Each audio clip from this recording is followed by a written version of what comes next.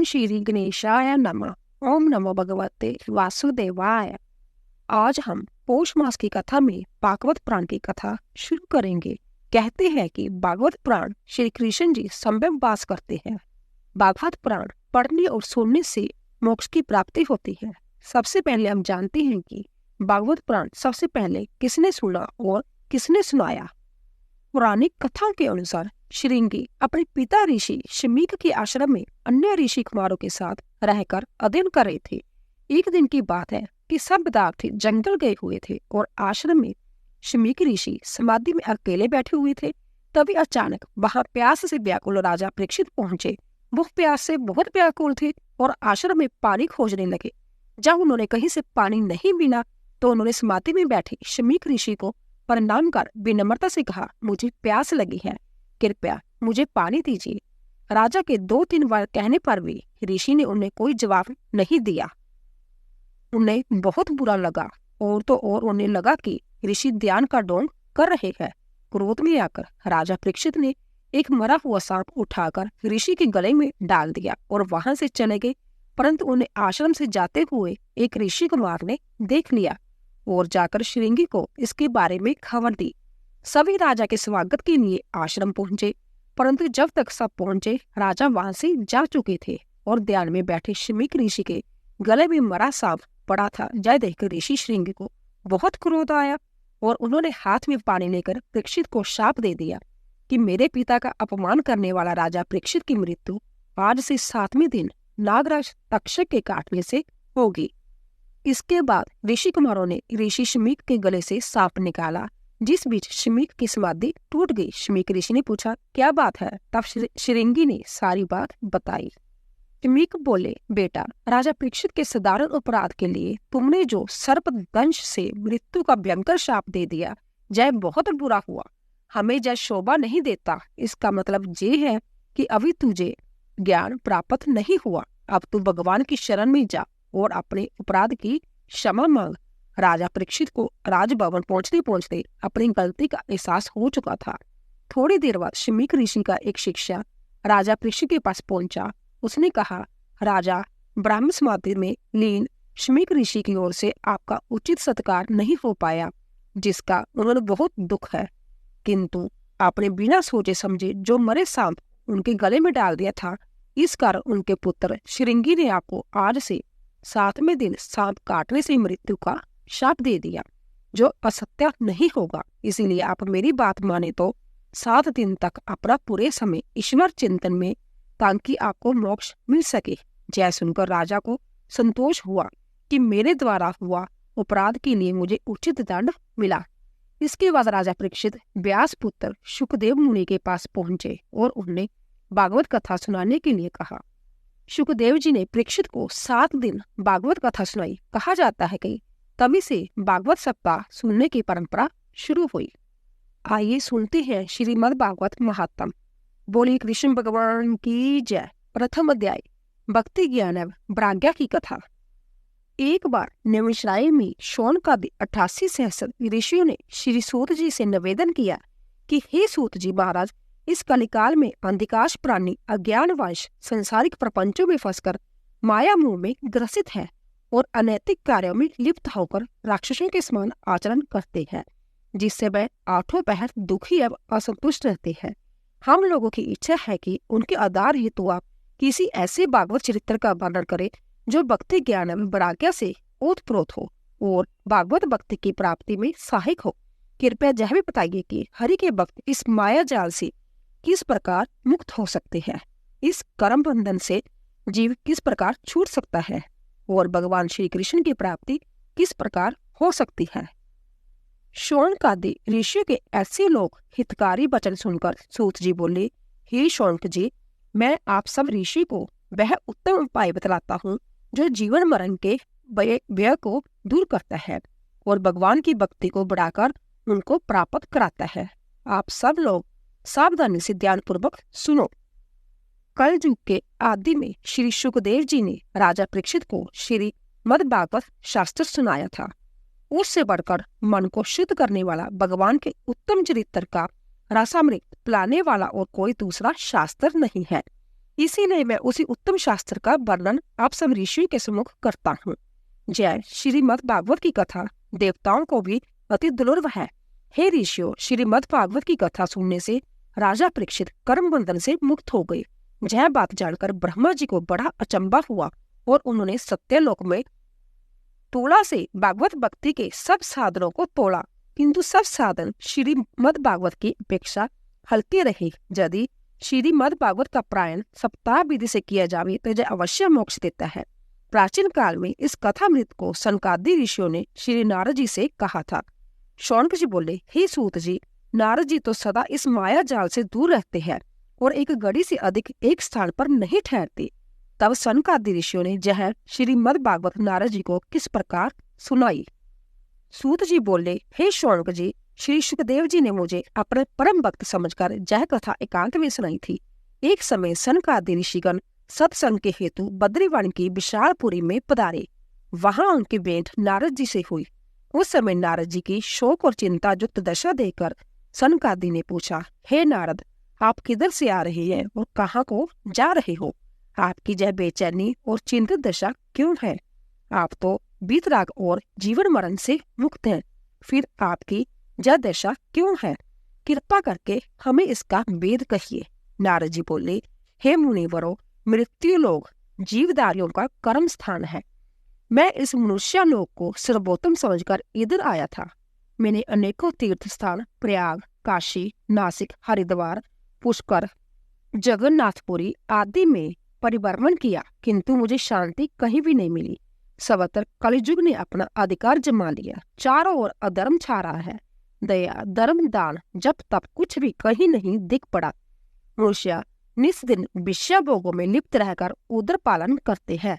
मंद बुद्धि, भाग्यहीन, आलसी, झूठ बोलने वाले, अधर्मी, दयाहीन, हरि भजन से विमुख, निर्धन विपुत्र से गिरे हुए हिंसावादी देख पड़ते हैं। ब्राह्मण, साधु, संत पाखंडी, दुराचारी, लोभी, दम्भी हो गए हैं। कन्या बेचकर उधर बढ़ते हैं। गौरों में स्त्रियों का अधिकार हो गया। आश्रम, तीर्थ आदि स्थानों में लटेरों का अधिकार है। वह धर्म के नाम से लूट करते हैं, प्रजा को कष्ट देते हैं। मंदिर, देवालय आदि पर विधर्मियों और शूद्रों का अधिकार होता जा रहा है। दासता बढ़ती जा रही है। स्त्रियां वेश्यावृत्ति से अपना पेट भरती है। पतिव्रत धर्म का नाश होता जा रहा है। मैं आपको कहाँ तक सुनाऊं? इस कलयुग ने सारे भूमंडल पर अपना साम्राज्य स्थापित कर लिया है। मैंने घूमते घूमते जमुना तट पर क्या देखा कि एक युवती बैठी हुई रो रही है। उसके निकट दो वृद्ध पुरुष मृत अवस्था को प्राप्त हो रहे हैं। उनकी दीर्घ श्वास से चल रही है। वह युवती उनकी सेवा कर रही है, उन्हें जीवित करने का प्रयत्न कर रही है। वह मूर्छित पड़े हैं। मैं इस आश्चर्यजनक घटना को देखकर उधर चला गया। मुझे देखकर वह तुरंत खड़ी हो गई और दुखी होकर बोली, हे मुनिवर, आप तनिक मेरी कथा सुन लीजिए, मेरे दुख को दूर कीजिए।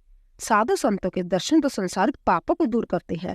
मेरी बड़े भाग्य है, तभी इस संकट काल में आपके दर्शन हुए।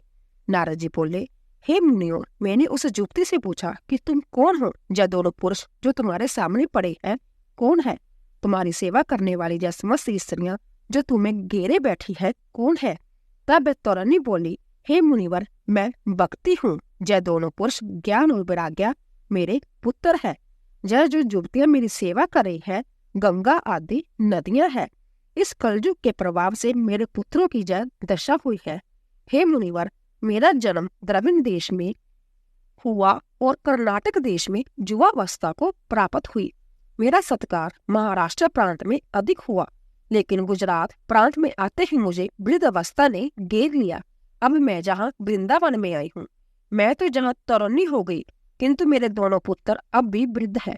मुझे अब यही चिंता और दुख है कि मैं युवती होगी और पुत्र वृद्ध ही रहे। मुझे वृद्ध होना चाहिए और मेरे पुत्रों को युवा होना चाहिए। मुझे इसका कारण समझाए। सूत जी बोले, हे ऋषियों, जब उस युवती ने नारद जी से इस प्रकार पूछा, तब नारद जी बोले, हे युवती, मैं अपने ज्ञान से अभी सब बात तुम्हें बताता हूँ।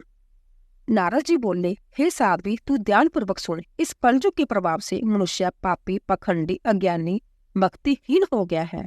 मैं भक्ति, ज्ञान, वैराग्य की ओर तो दृष्टि भी नहीं करते, किंतु वृंदावन ब्रजधाम में भक्ति सर्वत्र नृत्य करती रहती है।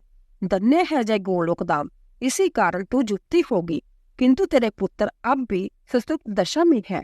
इन्हीं जाए कुछ आराम अवश्य प्राप्त हुआ है। तब भक्ति बोली, हे देव ऋषि, राजा परीक्षित ने इस पापी कलयुग का नाश क्यों नहीं कर दिया? तब नारद जी बोले, हे देवी, राजा परीक्षित ने कलयुग की दीन दशा देखकर उस पर इसीलिए दया की, उन्होंने अपनी बुद्धि से विचार लिया था, जब भी कलयुग अधर्म का स्थान है, किंतु अन्य युगों की अपेक्षा इस युग में थोड़ा सा ही केवल हरि भजन हरि कीर्तन मात्र से ही कलिकाल के पाप दूर हो जाते हैं। अन्य युगों में सहस्रों वर्ष तपस्या, अनेकों दान, जप तप करने पर भी यह फल प्राप्त नहीं होता है, जो कलयुग में केवल भगवान की कीर्तन मात्र से ही प्राप्त हो जाता है।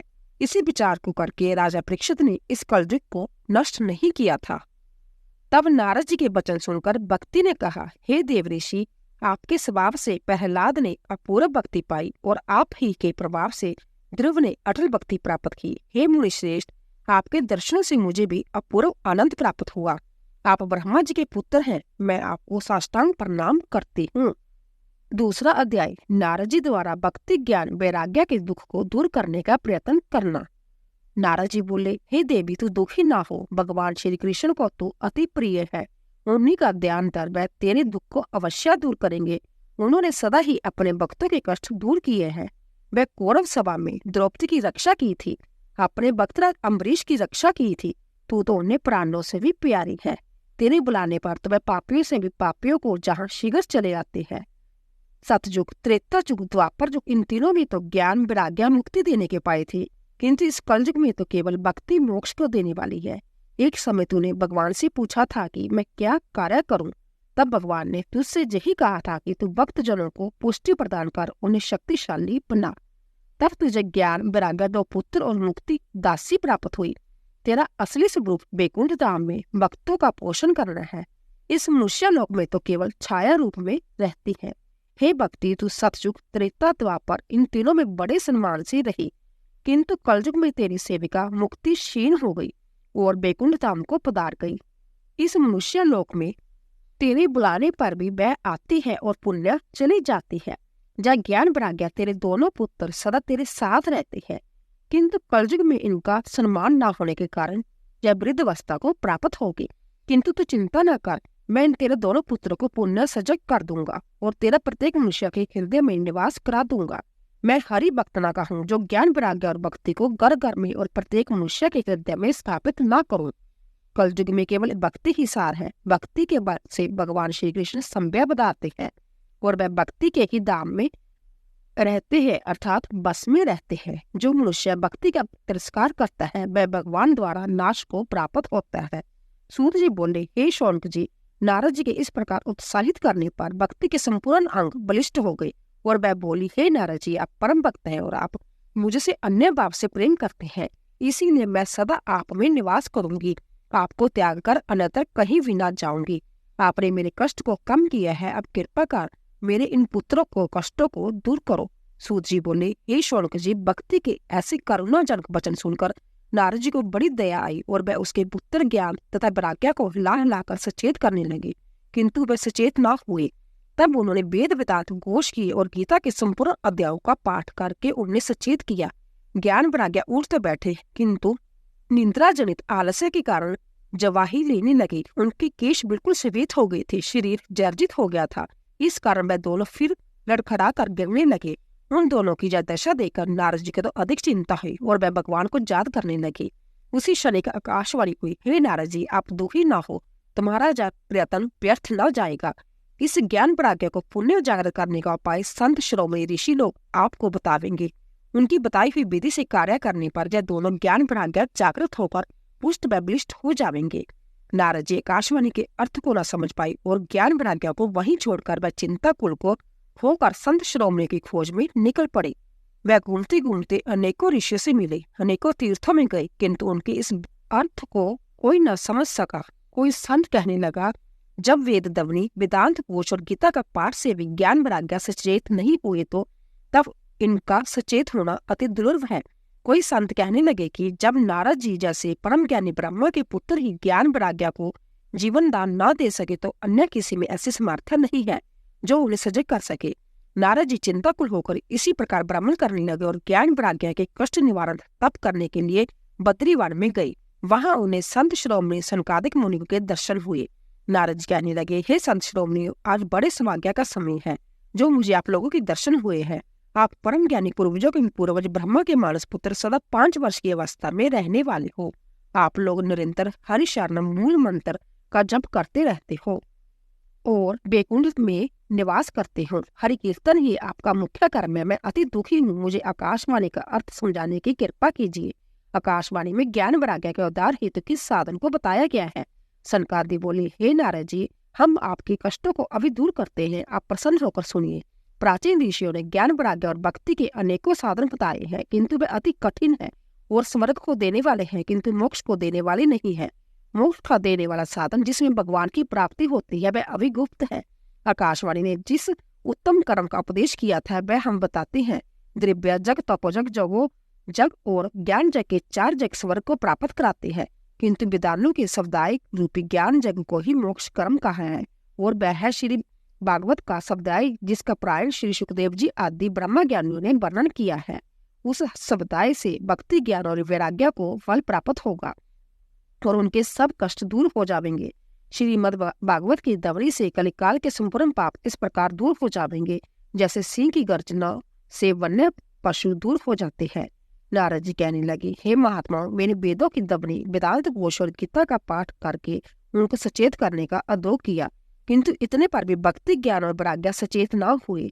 तब श्रीमद् भागवत की दवनी से वे कैसे जागृत हो सकते हैं? नारद जी के जब वचन सुनकर सनकादि बोले, हे नारद जी, श्रीमद् भागवत की कथा वेद, वेदांत और उपनिषद इन सभी के तत्व से रची गई है, इसीलिए जय उनका तत्व रूप फल लेने होने के कारण अति उत्तम है। जिस प्रकार किसी वृक्ष की शाखा जड़, तना ग्राह नहीं है, किंतु उसका फल ग्राह है, जिस प्रकार दूध से निकला हुआ तत्व रूप घृत ग्राह है, उसी प्रकार ईख की तना, पत्ती इत्यादि ग्रह नहीं है, किंतु उसका रस ग्राह है। इस प्रकार वेद वेदांत का सार जे श्रीमद् भागवत फल रूप होकर ग्राह है। श्री व्यास जी ने आपको 4 श्लोकों में श्रीमद् भागवत का उपदेश किया था, जिसके सुनने से आपके सब कष्ट दूर हो गए थे। आपको उसी समय श्रीमद् भागवत पुराण की दवनी करनी चाहिए थी, उसी से ज्ञान, वैराग्य और भक्ति का दुख दूर हो जाएगा। जय सुनकर नारद जी बड़े प्रसन्न हुए और बोले कि हे मुनीश्वरों, आपके दर्शनों से और उपदेशों से मेरे हृदय को शांति मिली है। मैं अब प्रेम भक्ति का प्रचार करूंगा, उसी से संसार के मनुष्य का अज्ञान तथा मोह दूर हो जाएगा। बोलिए बांके बिहारी लाल की जय। अगर आपको हमारी कथा पसंद आई हो तो कृपया कमेंट बॉक्स में जय श्री कृष्ण अवश्य लिखें।